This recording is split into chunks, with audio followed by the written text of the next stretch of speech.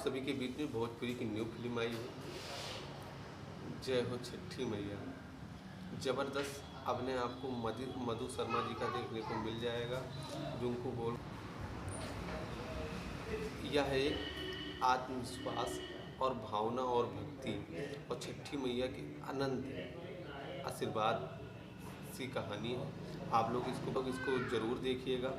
ज़बरदस्त भक्ति संगम आपको इस फिल्म में देखने को मिल जाएगा। छठी मैया का आशीर्वाद देखने को मिल जाएगा। और हमारी इसमें जो आप सभी के साथ अपने पेश कर रही हैं वो हैं मधु शर्मा जी, भोजपुरी की ज़बरदस्त एक्ट्रेस जिनको कहा जाता है। हमारी मधु शर्मा जी को अपना भोजपुरिया प्यार दुलार जरूर प्राप्त कीजिएगा और इस मूवी को ज़रूर देखिएगा।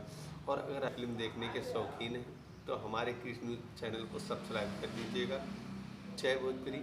फिर मिलते हैं एक नई भोजपुरिया फिल्म के साथ।